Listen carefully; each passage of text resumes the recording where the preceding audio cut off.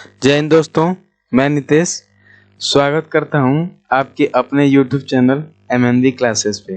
पीछे की वीडियो में हम लोग प्रागैतिहासिक काल के बारे में देख लिए थे और अधैतिहासिक काल के भी बारे में देख चुके थे।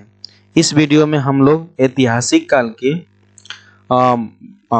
महाजनपद काल के बारे में देख चुके थे और इस वीडियो में हम लोग बौद्ध धर्म के बारे में जानेंगे। बौद्ध धर्म से संबंधित एग्जाम में जो भी क्वेश्चन पूछे जाते हैं इस वीडियो से बाहर नहीं होंगे। अगर आप ग्रुप सी तक की तैयारी करते हैं तो इस वीडियो से बाहर जाने वाले नहीं हैं। तो आइए देखते हैं गौतम बुद्ध से संबंधित जो भी घटनाएं हैं जो एग्जाम में पूछे जाते हैं। तो देखिए, अगर पहले ही क्वेश्चन आपसे बन जाता है कि बौद्ध धर्म के संस्थापक कौन थे, तो बौद्ध धर्म के संस्थापक कौन है? गौतम बुद्ध। और इन्हें अन्य किस नाम से जाना जाता है? तो एशिया का ज्योतिपुंज, यानी कहीं कहीं ऑप्शन में लाइट ऑफ एशिया लिखा रहता है।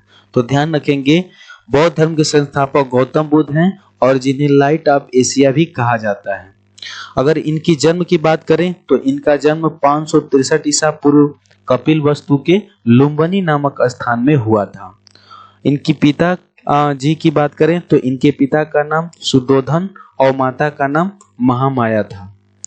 अगर देखा जाए तो इनकी जब मृत्यु हुई थी, इनकी जब जन्म हुआ था तो इनके जन्म के 7 दिन के पश्चात ही इनकी माता की मृत्यु हो गई थी। और जो इनका लालन पालन था ना, इनकी मौसी सौतेली, यानी सौतेली कहने का मतलब कि पहले के जो राजा हुआ करते थे वो कई महिलाओं से शादी करते थे। तो जो इनकी मौसी थी उनसे भी इनके पिता शादी किए थे, तो इसलिए उनको सौतेली माँ कहें या तो मौसी कहें। तो उनका नाम था प्रजापति गौतमी, यानी इनका लालन पालन जो प्रजापति गौतमी थी उन्हीं ने की थी, जो इनकी मौसी कहेंगे या तो सौतेली माँ कहेंगे। और गौतम बुद्ध के बचपन का नाम जान लिया जाए तो इनके बचपन का नाम सिद्धार्थ था। यानी बहुत बार एग्जाम में पूछा हुआ है कि गौतम बुद्ध के बचपन का नाम क्या था, तो सिद्धार्थ था। ये बातें ध्यान रखेंगे। अब आते हैं आगे की चीजों पे। तो देखिए, जो अगर गौतम बुद्ध के बचपन से कुछ आध्यात्मिक चीजों के बारे में जान लें, जैसे इनका कब विवाह हुआ था, इनके पुत्र का नाम क्या था, जो एग्जामों में पूछता रहता है। तो आइए देखते हैं। बचपन में गौतम बुद्ध का मन आध्यात्मिक की ओर था, यानी शुरू से ही गौतम बुद्ध का मन मोह माया से दूर होने लगा था। तो इसलिए इनके पिता ने कम आयु में, यानी 16 वर्ष की अवस्था में ही यशोधरा नामक महिला से, यानी लड़की से इनका शादी करवा दिया और उससे इनका एक पुत्र की प्राप्ति हो गई जिसका नाम था राहुल। तो एग्जाम में बहुत बार पूछता है कि गौतम बुद्ध के पत्नी का नाम क्या था, तो याद रखेंगे यशोधरा था और उनसे एक लड़के की प्राप्ति हुई थी जिस लड़के का नाम राहुल था। ठीक है। और ये सारी घटना होने के बाद फिर ये बाद में अपने जब राज्य का भ्रमण करने के लिए बाहर निकले अपने राज्य से, तो इन्होंने बाहर जाकर 4 अवस्थाओं को देखा और वो 4 अवस्था पूरे इनके जीवन को ही परिवर्तित कर दिया। यानी पीछे आगे की जो भी घटनाएं रही वही 4 घटना देखने के बाद इनका जो मन था वैराग्य हो गया और ये सन्यासी की ओर अग्रसर हो गए, सन्यासी बनना चाहने लगे। ठीक है। तो पहले उन्होंने दृश्य क्या देखा? बूढ़ा व्यक्ति देखा था। यानी उन्होंने बूढ़े व्यक्ति को देखा था। तो बूढ़ा व्यक्ति देखते हैं उनके मुंह में झुर्रियां पड़ जाती है, देखने में अच्छे नहीं लगते हैं। अभी तो हम लोग नौजवान हैं तो बहुत सुंदर दिखते हैं, लेकिन वही बूढ़े हो जाएंगे तो मुंह पे जब झुर्रियां पड़ जाती है, मांसपेशियां ढीली हो जाती हैं, तो चेहरा या शरीर अच्छा नहीं लगता। तो बूढ़े व्यक्ति को देखकर इनका मन विचलित हो गया कि ये कैसा अच्छा नहीं दिख रहा है व्यक्ति, क्या हम भी बूढ़े होंगे तो ऐसा ही दिखेंगे। फिर उसके बाद कुछ दूर चलने के बाद बीमार व्यक्ति को इन्होंने देखा। बीमार व्यक्ति को देखा तो वो बहुत रोग से, जो भी उसको रोग हुआ था उस रोग की वजह से पीड़ा में था, वो करा रहा था। तो वो देखकर और भी थोड़ा सा मन विचलित हुआ उनका। आगे देखे कुछ दूर जाने के बाद तो 100 यानी कुछ व्यक्ति मृत शरीर को ले जाते हुए देखे। तो इन्होंने सोचा कि अगर संसार का सत्य यही है, यानी हम लोग इतने मोह माया में पड़े हुए हैं और लास्ट में हम लोग को मर ही जाना है, तो इस मोह माया से क्यों न दूर रहा जाए। जैसे ही वो उन्होंने आगे देखा एक सन्यासी, और सन्यासी पेड़ के नीचे बैठकर तपस्या कर रहा था और बहुत ही खुशहाल दिखा, तो उनके मन में उससे ये प्रश्न उठा कि ये व्यक्ति इतना खुशहाल क्यों है, जबकि और बाकी व्यक्ति इतने हमेशा व्यस्त रहते हैं, अपने काम में लीन हैं, इधर कोई इधर परेशान है उधर परेशान है, जबकि ये व्यक्ति शांत बैठकर बहुत खुशहाल है। तो इसलिए सन्यासी को देखकर उनका मन वैराग्य हो गया और वो सन्यासी बनना शुरू कर दी, मतलब कि सन्यासी बनना चाहने लगे यहीं से। और यही 4 घटनाएं हैं जो गौतम बुद्ध के जीवन में परिवर्तन ला दिए। तो आइए आगे और देखते हैं इनसे संबंधित कुछ बातें। तो जो सांसारिक समस्या थी, इन्होंने उसको व्यतीत होकर, यानी उससे बहुत ज्यादा उत्तेजित होकर ये उन्होंने 29 वर्ष की अवस्था में ही गृह त्याग दिया। तो एग्जामों में बहुत बार क्वेश्चन बना हुआ है कि गौतम बुद्ध ने कितने वर्ष में गृह त्याग दिए हैं, तो याद रखेंगे 29 वर्ष की अवस्था में गृह त्याग दिए हैं। और जब गृह त्यागे तो उसको बौद्ध धर्म में महाभिनिष्क्रमण कहा गया है। ये बहुत ही इंपॉर्टेंट है, इसको ध्यान रखेंगे कि गौतम बुद्ध जब गृह त्यागे हैं तो उसको बौद्ध धर्म में क्या बोला गया है, तो महाभिनिष्क्रमण बोला गया है। और जब वो बाहर गए, तो अब बाहर गए तो ज्ञान की प्राप्ति तो ऐसे होगी नहीं, कोई ना कोई तो गुरु हर क्षेत्र में होना ही चाहिए। तो इसलिए जब उन्होंने ज्ञान की खोज में बुद्ध इधर उधर भटक रहे थे, तो उन्हें अलार कलाम नामक एक व्यक्ति से मुलाकात हुई जो उनको ज्ञान प्राप्ति में थोड़ी सी हेल्प दिए और अलार कलाम बुद्ध के पहले गुरु बन गए। तो बहुत बार एग्जाम में पूछा है कि बौद्ध के यानी गौतम बुद्ध के पहले गुरु का नाम क्या था, तो अलार कलाम। और अलार कलाम ने शाक्य दर्शन की शिक्षा दी थी। तो ये भी एग्जाम में बनता है कि अलार कलाम ने कौन से दर्शन की शिक्षा दी थी, तो शाक्य दर्शन की शिक्षा दी थी। और इसके बाद महात्मा बुद्ध ने अपने 5 मित्रों के साथ सारनाथ के वन में लगभग कई वर्षों तक कठोर तपस्या की, लेकिन उनको ज्ञान की प्राप्ति नहीं हुई। फिर वहां से वो चले गए बोध गया, यानी गया चले गए, और वहां पे ज्ञान की प्राप्ति के लिए वहां पे बैठकर वो एकाग्र बैठकर ज्ञान की खोज में बैठ गए, मतलब ज्ञान प्राप्ति के लिए इधर उधर भटकते रहे। फिर उसके बाद गया चले गए और वहां पे उन्होंने कठिन तपस्या की, यानी 29 वर्ष की अवस्था में उन्होंने गृह से, मतलब अपने घर से निकल गए थे, और उसके बाद लगभग 35 वर्ष की आयु हो चुकी थी, तब जाकर वैशाख पूर्णिमा की रात निरंजना नदी के किनारे पीपल वृक्ष के नीचे सिद्धार्थ को ज्ञान की प्राप्ति हुई। तो यहाँ से ये जो लाइन है ना, ये एग्जाम की दृष्टि से बहुत ही इंपॉर्टेंट है।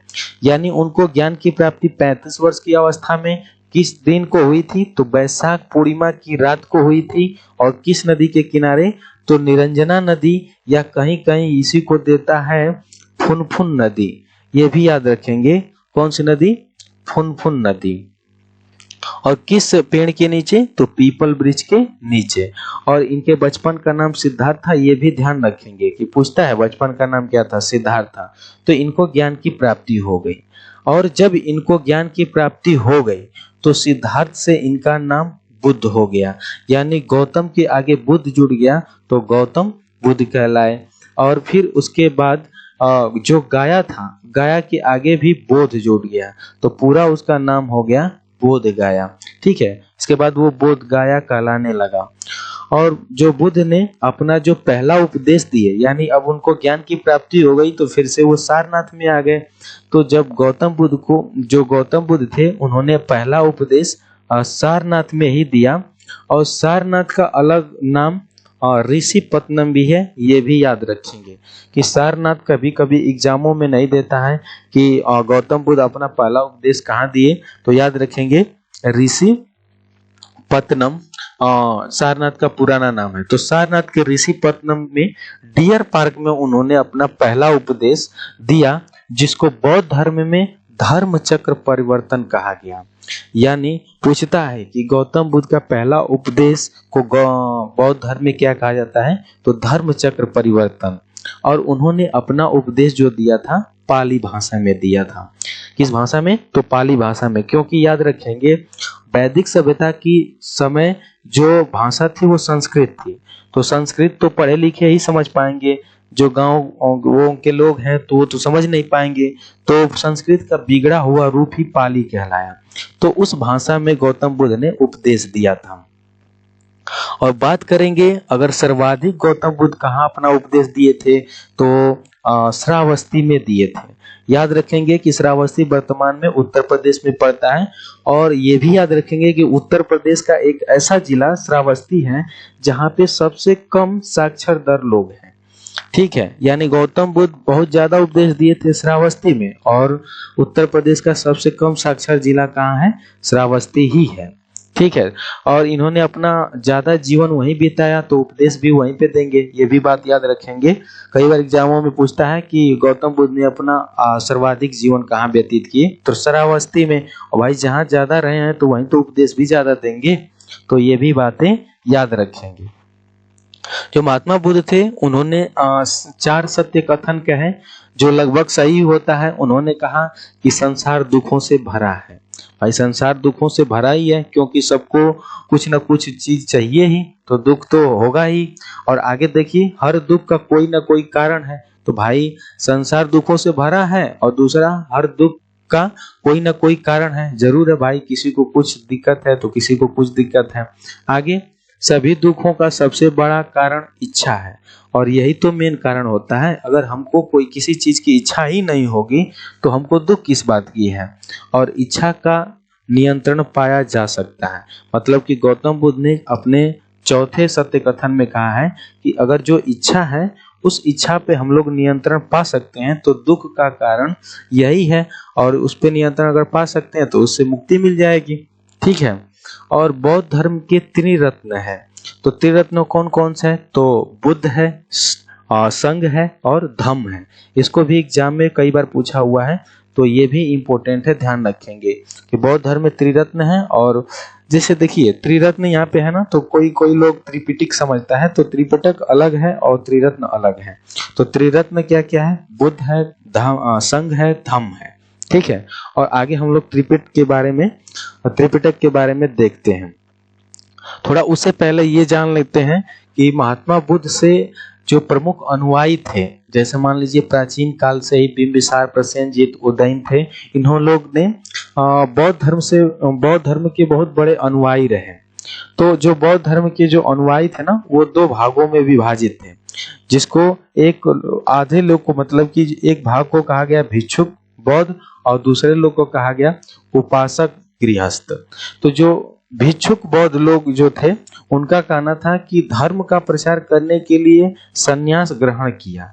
यानी वो, मतलब कि गौतम बुद्ध यानी बौद्ध धर्म का प्रचार करने के लिए घर को त्यागना पड़ता है, यानी गृहस्थ त्याग किया, यानी घर को त्याग दिए। और उसके बाद उपासक गृहस्थ का कहना था कि जीवन व्यतीत करते हुए बौद्ध धर्म को अपनाया गया। यानी जीवन व्यतीत करते हुए, यानी अपना सारा काम धाम करते हुए ही बौद्ध धर्म को हम अपना सकते हैं।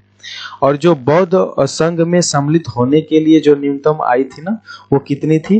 15 वर्ष। यानी उस समय के नियम के अनुसार ये था कि अगर बौद्ध धर्म आप अपना रहे हैं तो आपकी मिनिमम जो आयु है 15 वर्ष होनी चाहिए। अगर उससे कम है तो आप बौद्ध धर्म को नहीं अपना सकते। ठीक है, तो यहाँ और भी चीजें देखते हैं, जैसे बौद्ध धर्म के जीवन से संबंधित प्रतीक है। जैसे प्रतीक जन्म का प्रतीक क्या है? कमल एवं साण है, यानी इसको वृषभ भी कह सकते हैं। तो याद रखेंगे जन्म का प्रतीक क्या है? कमल और साण। अब ये प्रतीक बहुत लोगों को समझ में नहीं आता है कि ये प्रतीक क्या है। तो प्रतीक जैसे मान लीजिए कि चूहे देखे होंगे, चूहे यानी हम लोग गाँव की भाषा में उसको मूस कहते हैं। तो जैसे मूस को नहीं देखते हैं तो मूस को कहते हैं वो गणेश भगवान का प्रतीक है, तो हम लोग कहते हैं गणेश भगवान, जय गणेश भगवान, ऐसे कह लेते हैं। या हर एक चीज का कुछ ना कुछ प्रतीक होता है। तो वैसे ही जैसे गौतम बुद्ध का जन्म है, जन्म किससे प्रतीक है? तो कमल का फूल एवं साण का। ठीक है, जैसे अगर नहीं समझ में आया तो ऐसे समझ लीजिए कि जैसे इंडिया है यानी भारत है, तो इस बाहर अगर कोई गेम वोम होता है तो इसको कैसे प्रदर्शन किया जाता है, कैसे समझा जाएगा कि ये भारत का है? तो उसमें देखेंगे तो पहले भारत का झंडा दिखाया जाता है। तो झंडा एक तरह से क्या है, भारत का एक प्रतीक ही तो है, जिससे हम लोग समझते हैं कि ये भारत है या भारत देश से संबंधित कोई चीज है। ठीक है, तो यहाँ पे वही समझिए कि जो गौतम बुद्ध का जन्म है तो जन्म का प्रतीक कमल या साण है। अगर गृह त्याग को कहें तो गृह त्याग का प्रतीक घोड़ा था। जो उनकी ज्ञान की प्राप्ति है यानी ज्ञान है तो वो पीपल का पेड़ या उसी को कहा गया बोधित वृक्ष। या निवारण, यानी निवारण किसको कहा गया, जब उनकी मृत्यु हो गई तो उसको कहा गया पद चिन्ह। और निवारण का मतलब कि वो जब गृह को त्याग घर को से बाहर निकले तो उसको कहा गया पद चिन्ह। और जो मृत्यु है यानी उनकी मृत्यु हो गई तो उसको कहा गया स्पूत। ठीक है, तो स्तूप कहा गया है। तो ये सारे पद चिन्ह है, इनको भी याद रखेंगे, एग्जाम की दृष्टि से ये भी इंपॉर्टेंट है। और बात करें गौतम बुद्ध की मृत्यु की तो इनकी मृत्यु 80 वर्ष की अवस्था में 483 ईसा पूर्व में कुशीनगर, ये वर्तमान में उत्तर प्रदेश का एक जिला है, में बुद्ध का निधन हुआ। और जब उनका निधन हुआ कुशीनगर में तो बौद्ध धर्म में उसको महापरिनिवारण के नाम से जाना गया है। तो ये बहुत ही इंपॉर्टेंट शब्द है, महापरिनिवारण गौतम बुद्ध के किस घटना से संबंधित है, तो याद रखेंगे उनकी मृत्यु से महापरिनिवारण। और ऐसा ही एक शब्द था महाभिनिष्क्रमण, तो महाभिनिष्क्रमण था गृह त्याग से। ठीक है, निधन के पश्चात बुद्ध के जो अस्थि थी अवशेषों को भारत में ऐसा माना जाता है कि 8 जगहों पर स्थापित बुद्ध स्फूत का निर्माण कराया गया। जो बड़ा स्फूत सांची का स्फूत है, ये माना जाता है कि सांची का स्फूत वर्तमान में विदिशा जो मध्य प्रदेश में पड़ता है वहां पे स्थित है। तो ये सारी बातें याद रखेंगे जो गौतम बुद्ध से संबंधित है, बहुत ही इंपॉर्टेंट है। यानी गौतम बुद्ध से संबंधित जो सांची का स्फूत है कहाँ पे है, मध्य प्रदेश के विदिशा वाले स्थान पे है। और आगे देख लेते हैं जो बौद्ध धर्म से ही संबंधित 4 बौद्ध संगीतियां की गई थी उस समय में। यानी जो गौतम बुद्ध हैं उनसे बौद्ध संगीतियां बुलाई जाती थी कि लोग उस धर्म की प्रचार करें और उससे जुड़े। तो जैसे कुछ ट्रिक भी यहाँ पे रखा गया है, तो ट्रिक को आप एक बार देखेंगे, उससे आपको कुछ हेल्प मिल सकती है।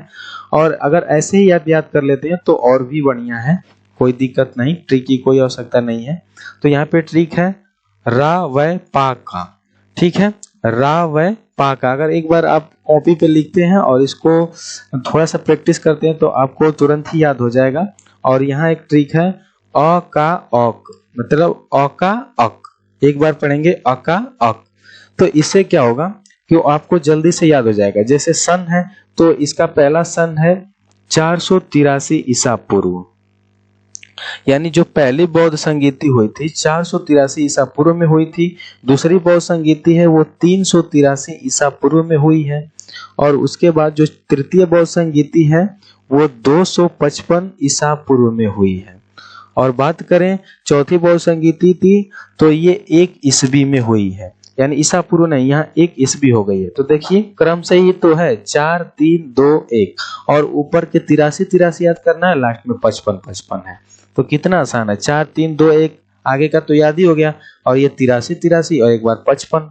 ठीक, तो प्रथम बौद्ध जो संगीति थी उस समय वो स्थान था राजगृह, और राजगृह वर्तमान में बिहार में पड़ता है। और कौन करवाया था, तो अजात शत्रु करवाए थे।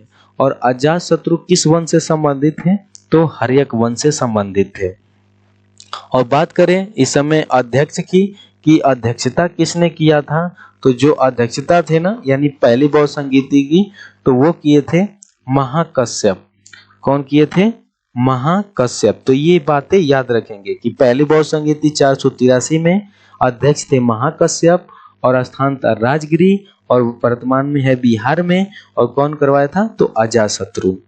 दूसरी बौद्ध संगीति की बात करें तो दूसरी बौद्ध संगीति 383 ईसा पूर्व में हुआ है, और इस समय अध्यक्ष थे सबकामी। कौन थे, सबकामी। और इस समय ये स्थान की बात करें तो स्थान था वैशाली, और वैशाली भी वर्तमान में बिहारी में पड़ता है। और उस समय जो राजा थे उनका नाम था काला शोक, जो शिशुनाग वंश से संबंधित थे। ठीक है, तृतीय बौद्ध संगीति की बात करें तो तृतीय बौद्ध संगीति 255 ईसा पूर्व में हुआ था और इस समय इसके जो अध्यक्ष थे वो थे मोगली पुत्र तिसत। यानी कौन थे? मोगली पुत्र कौन थे? तिसत। ठीक है, तो तीसरी बौद्ध संगीति के अध्यक्ष थे मोगली पुत्र तिसत। और बात करें स्थान की तो स्थान था पाटलिपुत्र, जो वर्तमान में पटना के नाम से प्रसिद्ध है, जिसका नाम बदल के शेरशाह सूरी रख दिया था। और ये भी वर्तमान में बिहार की राजधानी है, तो बिहारी में है। और कौन से राजा करवाए थे? तो अशोक। और अशोक किस धर्म से यानी किस वंश से संबंधित थे?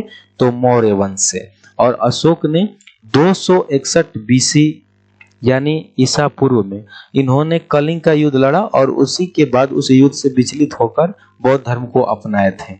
और बात किया जाए चौथी बौद्ध संगीति की तो चौथी बौद्ध संगीति 1 ईस्वी में हुई है। और स्थान की बात करें तो कुंडलवन, और वर्तमान में इसकी स्थिति जम्मू कश्मीर में है। और कौन करवाए थे? तो कनिष्क करवाए थे। और ये किस वंश से संबंधित है? तो कुषाण वंश से संबंधित है। अगर यहाँ पे अध्यक्ष की बात करें तो अध्यक्ष थे अश्वघोष। कौन थे? अश्वघोष। और यहाँ पे उपाध्यक्ष की बात किया जाए यानी चौथी बौद्ध संगीति में अध्यक्ष भी रहे और उपाध्यक्ष भी रहे हैं। तो अध्यक्ष की बात किया जाए यहाँ पे उपाध्यक्ष की बात किया जाए तो अश्वघोष थे। उपाध्यक्ष कौन थे? अश्वघोष थे। और अध्यक्ष की बात किया जाए तो अध्यक्ष थे वसुमित्र। ये ध्यान रखेंगे, अध्यक्ष कौन थे? वसुमित्र। यानी चौथी बौद्ध संगीति में अध्यक्ष थे वसुमित्र और उपाध्यक्ष थे अश्वघोष। ये भी ध्यान रखेंगे कि चौथी बौद्ध संगीति में ही सिर्फ उपाध्यक्ष हैं, बाकी किसी बौद्ध संगीति में उपाध्यक्ष नहीं है। तो उम्मीद करते हैं ये सारी चीजें आपको ध्यान हो गई होगी। अगर आपको इसमें समस्या है तो वीडियो को एक बार अवश्य देखकर इस चीज को क्लियर कर लेंगे। ठीक है, अब हम लोग देखते हैं आगे की स्थिति को। तो आगे की जो स्थिति है यानी जो चौथी बौद्ध संगीति के बाद जो बौद्ध धर्म था वो 2 भागों में बट गया था, एक हीनयान और एक महायान। तो जो हीनयान के लोग थे उनका मानना था कि जो बौद्ध धर्म का प्रतीक रूप है ना, यह कठोर मार्ग है, इसके द्वारा कम लोग निवारण की प्राप्ति कर सकते हैं। यानी जो हीनयान है वो हीनयान के लोगों का मानना था कि जो बौद्ध धर्म का प्राचीन रूप है और यह कठोर मार्ग और इसके द्वारा कम लोग ही निवारण की प्राप्ति कर सकते हैं। और यह बुद्ध को अलौकिक गुण वाले सामान्य पुरुष मानते हैं। यानी हीन वाले जो लोग यानी जो हीनयान के लोग कहलाए वो बुद्ध को अलौकिक गुण का सामान्य पुरुष मानते थे। जबकि वहीं बात किया जाए महायान की तो ये मानते थे कि यह नवीन रूप है और यह सरल मार्ग, इसके द्वारा अधिक लोग निवारण की प्राप्ति कर सकते हैं। और यह बुद्ध को भगवान मानते हैं। जबकि गौतम बुद्ध खुद मूर्ति विरोधक रहे हैं, वो किसी भी धर्म को नहीं माना। ठीक है, तो आगे की और भी स्थितियों को देख लेते हैं। हीनयान को जो मानना था यह बुद्ध के प्रतीकों की पूजा करते हैं और इनके ग्रंथ जो थी वो पाली भाषा में रची गई और ये कर्म एवं धर्म में विश्वास करते हैं। तो सेम बात यही ऐसा ही माना गया कि गौतम बुद्ध संबंधित वो भी सारी चीजें यही थी कि वो कर्म और धर्म पे ही विश्वास करते थे।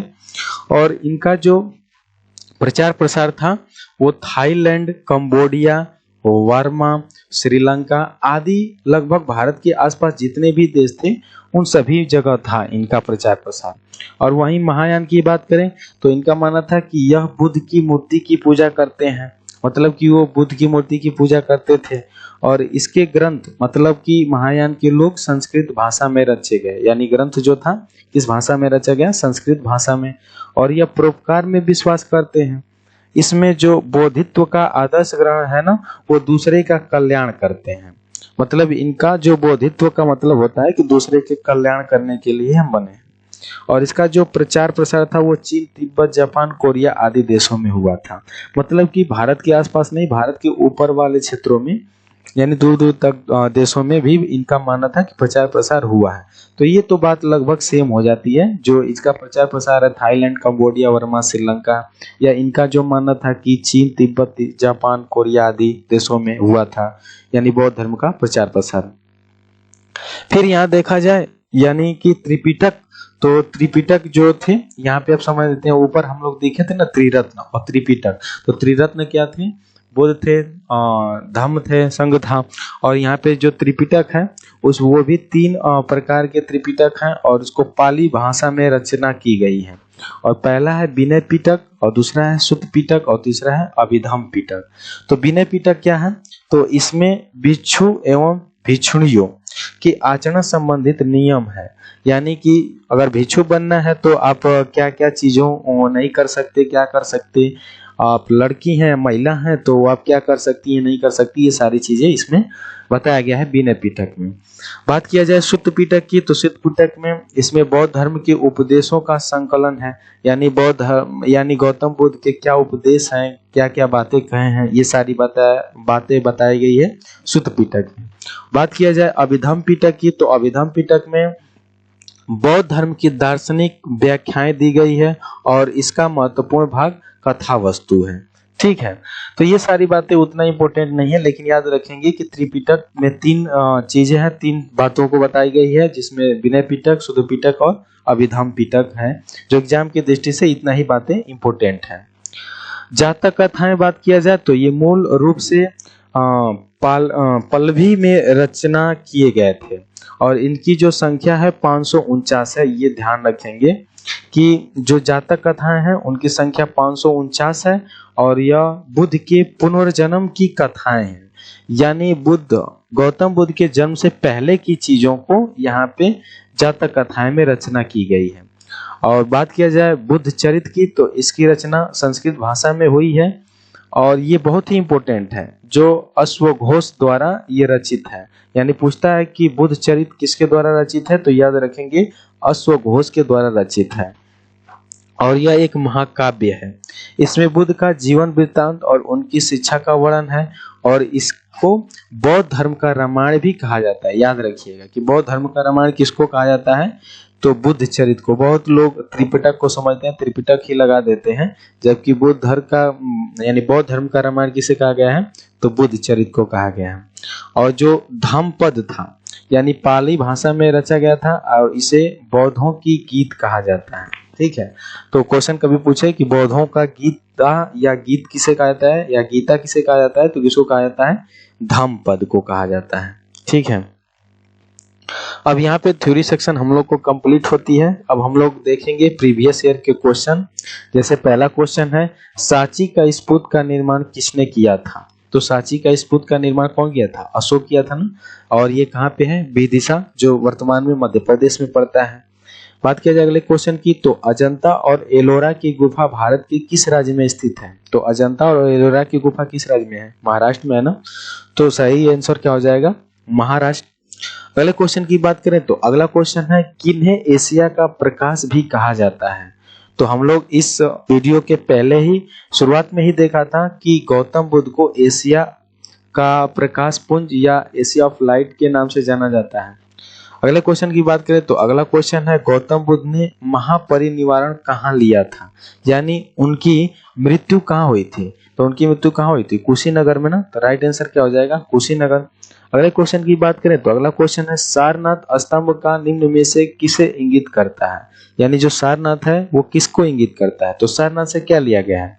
स्तंभ लिया गया है। तो स्तंभ क्या है? प्रतीक का ही सिंबल तो है। तो किसका सिंबल है? प्रतीक का। अगला क्वेश्चन की बात करें तो अगला क्वेश्चन है, कौन सा स्थान गौतम बुद्ध से संबंधित नहीं है? यानी जो इसमें दिया गया है ये गौतम बुद्ध से कौन संबंधित नहीं है? तो सारनाथ में उन्होंने पहला उपदेश दिया था, कुशीनगर में उनकी मृत्यु हुई थी, बोध गया में उनको ज्ञान की प्राप्ति हुआ था, जबकि पावापुरी में उनसे संबंधित नहीं, ये तो महावीर स्वामी से है। तो राइट आंसर क्या हो जाएगा? डी हो जाएगा। अगले क्वेश्चन की बात करें तो भगवान बुद्ध ने अपना पहला धर्म उपदेश कहाँ दिया था? तो सारनाथ में दिया था, सारनाथ के डियर पार्क में। अगले क्वेश्चन की बात करें तो विशाखादत्त यानी विख्यात बोरोबुदुर बुद्ध मंदिर कहाँ स्थित है? तो ये इंडोनेशिया यानी जावा इंडोनेशिया में स्थित है। अगले क्वेश्चन की बात करें तो अगला क्वेश्चन है, बुद्ध का जन्म में हुआ था, यानी उनका जन्म कहाँ हुआ था? तो उनका जन्म कहाँ हुआ था? लुम्बिनी में हुआ था ना। और अगले क्वेश्चन की बात करें तो गौतम बुद्ध का वास्तविक नाम क्या था? तो उनके बचपन का नाम क्या था? सिद्धार्थ। तो सिद्धार्थ कहेंगे, यानी गौतम बुद्ध के बचपन का नाम सिद्धार्थ या वास्तविक नाम सिद्धार्थ। त्रिपिटक धम्म संबंध किस धर्म से है? तो ये किस धर्म से है? बौद्ध धर्म से। ठीक है, अब आते हैं अगले क्वेश्चन पे। तो अगला क्वेश्चन है, बौद्ध धर्म का संरक्षक कुषाण शासक कौन था? तो बौद्ध धर्म का कुषाण शासक यानी कुषाण से संबंधित कौन थे? कनिष्क ही तो थे, जो चौथी बौद्ध संगीति कुंडलवन में बुलवाए थे। अगले क्वेश्चन की बात करें तो अगला क्वेश्चन है, बुद्ध की मृत्यु कहाँ हुई थी, वह स्थान अब कहाँ है? तो बुद्ध की मृत्यु कहाँ हुई थी? कुशीनगर में हुई थी, और वह स्थान कहाँ पे है? उत्तर प्रदेश में है। अगले क्वेश्चन की बात करें तो अगला क्वेश्चन है, धर्म चक्र परिवर्तन किया गया था, यानी धर्म चक्र परिवर्तन सारनाथ में, यानी जो पहला उपदेश दिए थे उसी को तो कहा गया। तो राइट आंसर क्या हो जाएगा? सारनाथ। अब आते हैं अगले क्वेश्चन पे। तो अगला क्वेश्चन है, बुद्ध की मृत्यु किस वर्ष में हुई थी? तो बुद्ध की मृत्यु 483 ईसा पूर्व में हुई थी। ठीक, और अगला क्वेश्चन है, बुद्ध धम्म और संघ मिलकर कहलाते हैं, यानी जो बुद्ध है, धम्म है और संघ, ये तीनों मिलकर क्या कहलाते हैं? त्रिरत्न कहलाते हैं। ठीक है, तो यहाँ पे हम लोग का जो क्वेश्चन है समाप्त होता है। और कमेंट बॉक्स में अवश्य बताएं कि आपको ये वीडियो कैसी लगी, और पीछे की जो भी वीडियो है उसमें क्या कमी है या कौन सी चीजें आपको समझ में नहीं आ रही है, कमेंट बॉक्स में अवश्य बताएं। उसको हम आगे आपको जरूर उस चीज को दूर करेंगे जो भी दिक्कतें होगा। तो आज के लिए थैंक यू।